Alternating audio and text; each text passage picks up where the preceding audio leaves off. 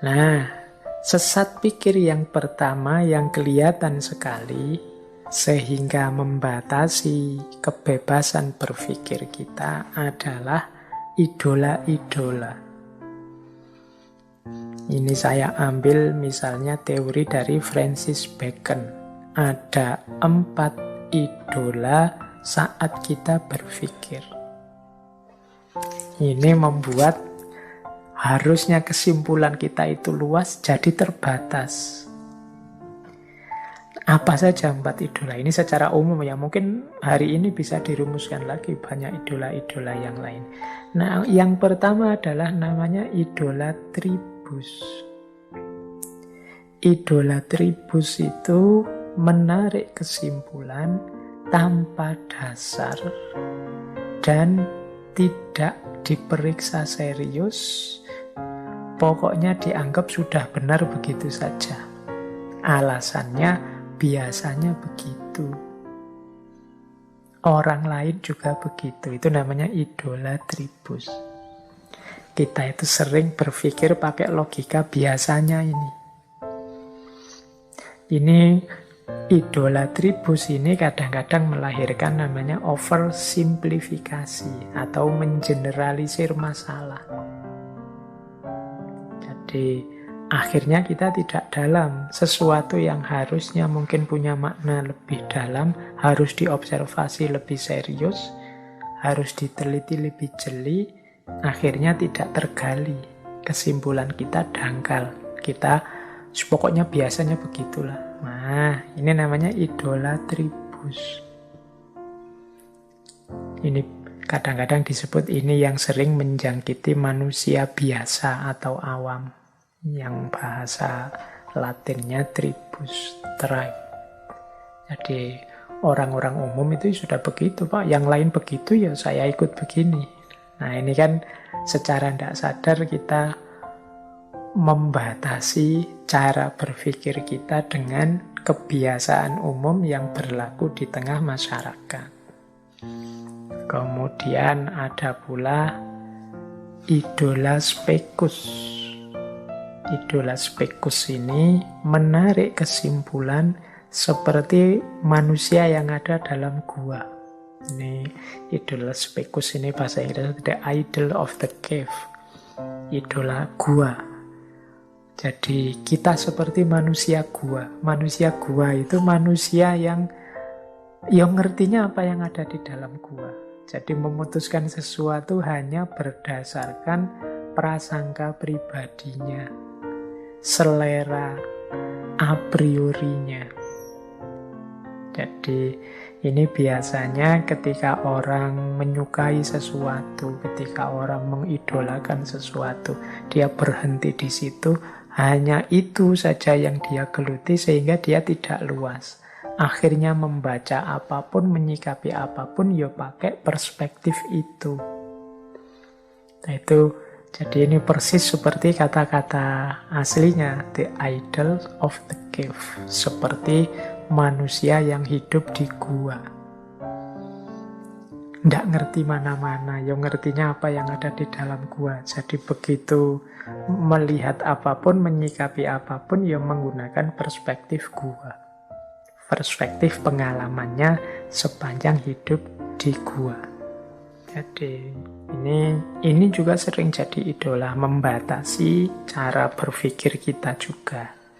Kemudian idola fora, the idol of the marketplace. Menarik kesimpulan karena ikut pendapat umum. Jadi yang lain pendapatnya bagaimana? Begitu ya sudah aku ikut, idola fora. Ini bedakan dengan idola tribus tadi ya. Kalau idola tribus itu ya biasanya. Orang di sini biasanya begitu. Nah, itu idola tribus. Tapi kalau idola flora, untuk hal ini gimana pendapatnya orang-orang? Orang-orang pendapatnya seperti ini semua, Pak. Oh ya sudah, saya ikut. Nah, itu idola fora. Jadi sesuai pasar. Kalau pasar ke utara ya ikut ke utara. Kalau pasar ke selatan ya ikut ke selatan. Kalau hari ini mungkin pasar itu berubah jadi viral-viral. Yang lain viral begitu ya saya ikut begitu. Yang lain viral begini saya ikut begini. Itu idolafora. Nah, yang keempat idolatry atau panggung. Jadi menarik kesimpulan hanya berdasarkan dogma mitos yang dia percaya. Jadi dia tidak mau menggunakan akalnya, pokoknya ada jawaban-jawaban yang sudah tersedia dari mitos-mitos yang berkembang, dari dogma-dogma yang diyakini. Ya sudah, itu saja yang dipakai. Jadi pikiran kita itu sering terjangkit penyakit idola-idola ini. Ini teori yang berasal dari Francis Bacon ini menyarankan kita untuk hati-hati terhadap jebakan idola-idola ini. Jadi 4 idola ini membuat kita sesat pikir. Termasuk batas nalar juga, ya jenis-jenis sesat pikir. Kalau teman-teman mau menggali, boleh nanti saya yang nulis buku judulnya Ihwal, Sesat Pikir dan Cacat Logika. Coba teman-teman dicari di buku itu, isinya sepenuhnya kelemahan-kelemahan kognitif kita. Jadi manusia itu ya memang di antara keunggulannya berpikir. Tapi berpikir itu juga punya banyak sekali kelemahan-kelemahan internal. Jadi itulah yang membuat nalar seseorang terbatasi saat dia ingin menemukan kebenaran. Ya macam-macam. Di situ saya contohkan misalnya sesat pikir itu bagaimana kita suka sekali melakukan overgeneralisasi. Jadi hanya melihat 1-2 disimpulkan semuanya juga begitu. Atau mungkin cara berpikir retrospektif determinism.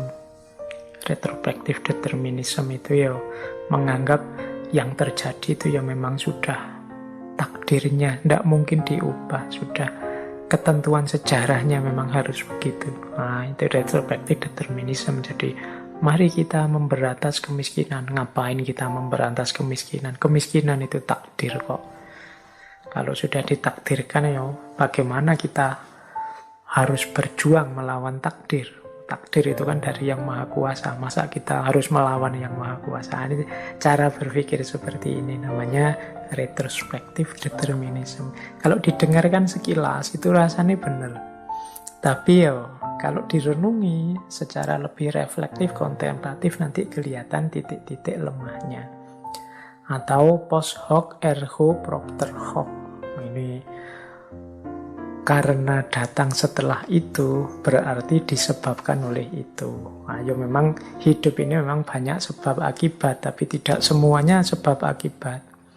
Kok saya minum air putih kemudian kok terus tidur, itu kan bukan berarti saya bisa tidur karena air putih, karena mungkin peristiwanya saja kebetulan beriringan. Kita itu kadang-kadang kalau lihat satu peristiwa saling bersusulan itu menganggapnya bahwa itu sebab akibat. Itu post hoc ergo propter hoc. Ini juga akal sering ketipu oleh post hoc ergo propter hoc ini. Ini yang termasuk bagian dari keterbatasan-keterbatasan berpikir kalau kita tidak mendalam. Ada juga yang berpikir ad hominem, enak-enak diajak diskusi terus yang diserang orangnya karena kepepet. Dasar kamu orang sesat misalnya, itu ad hominem, yang diserang orangnya. Kamu anak kemarin sore aja. Nah, itu yang diserang orangnya. Jadi bukan gagasannya. Kadang-kadang juga kita ad verecundiam. Ad verecundiam itu kita merujuk orang yang kita anggap ahli, tapi tidak kritis. Pokoknya kata-kata ahlinya pasti benar. Ini kan yang ngomong sudah ahlinya. Nah, itu kesesatan ad verecundiam. Ada kalanya ad baculum. Ad baculum itu ancaman. Kalau kamu tidak mau ikut, kalau kamu tidak mau percaya, rasakan sendiri nanti akibatnya. Hukuman Tuhan akan sampai padamu. Nah, ini sebenarnya tidak berargumen, ya mengancam saja. Tidak ada logika di situ yang digunakan, meskipun seolah-olah itu logis. tunggu saja nanti hukuman Allah akan datang padamu tidak lama lagi. Ini bisa jadi et baculum, jadi berargumen dengan ancaman. Atau kebalikannya, et misericordiam. Misericordiam itu meminta belas kasihan.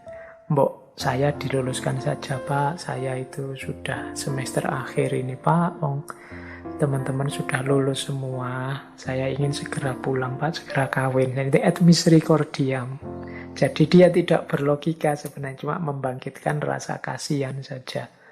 Ada pula yang et populum. Et populum itu menganggap bahwa kalau orang lain begitu baik dan benar, berarti aku juga begitu baik dan benar. Ikut kebanyakan orang, et populum. Atau et novitam, yang baru pasti baik. Ini kreatif loh, ini baru loh. Atau et antiquitam, yang lama pasti lebih baik. Oh, ini dari para pujangga zaman dulu loh, ini dari nenek moyang kita loh. Ini sebenarnya tidak berargumen, tapi itu termasuk bagian dari logical fallacy dan lain sebagainya. Ini teman-teman pastinya sudah bisalah mencari banyak referensi tentang ini. Cuma ini sebenarnya untuk ilustrasi bahwa nalar kita itu mudah sekali sesat ke dalam logical fallacy ini yang seringkali membatasi operasi rasional kita untuk menemukan kebenaran. Jadi ini yang sering disebut sebagai logical fallacy.